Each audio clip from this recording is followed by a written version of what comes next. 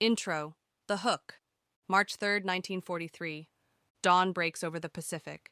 At 200 feet above the ocean, Major Ed Larner pushes his B-25 Mitchell forward, skimming so low the salt spray streaks across the cockpit glass.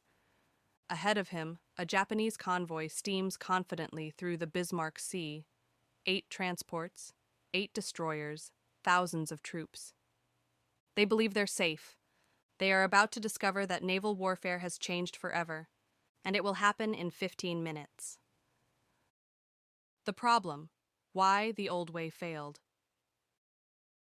By early 1943, the Allies had a problem they couldn't bomb their way out of.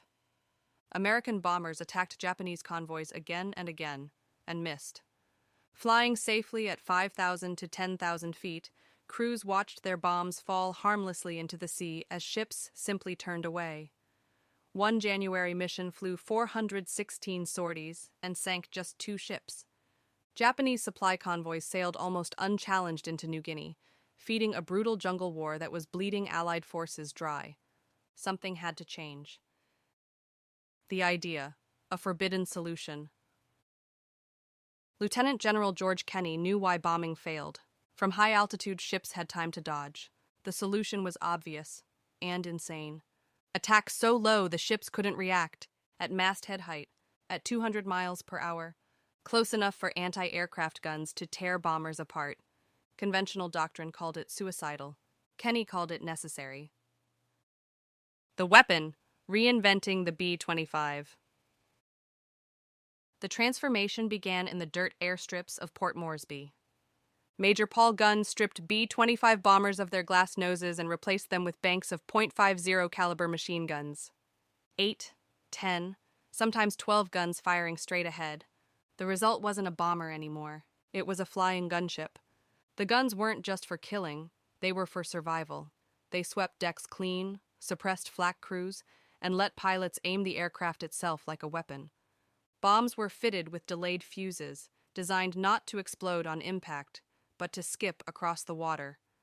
Like stones thrown by giants. The training, practiced at the edge of death.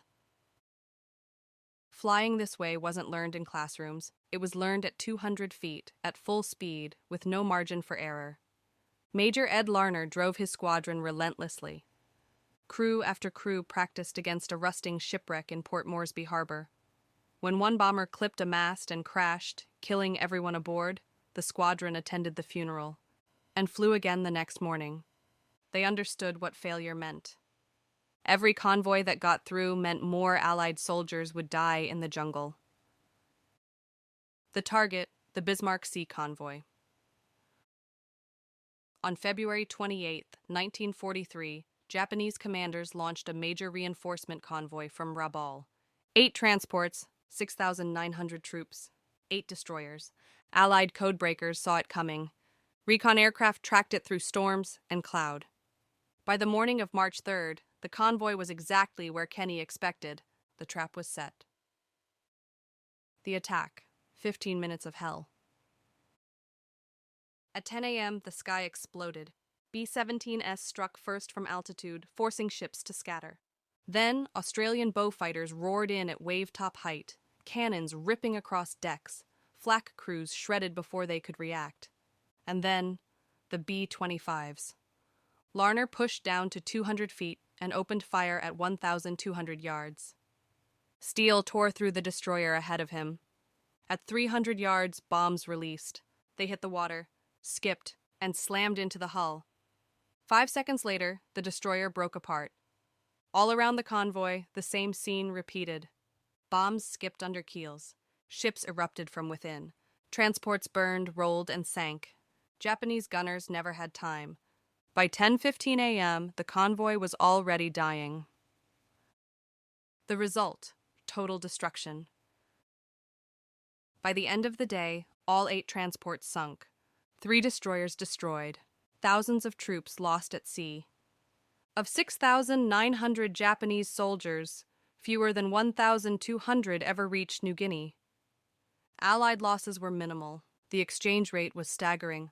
Naval warfare had just been rewritten by aircraft flying so low they were considered expendable. The aftermath, a closed sea. The impact was immediate. The Japanese never again attempted a large convoy to New Guinea. The sea routes were effectively closed. Isolated garrisons would starve, wither, and fall.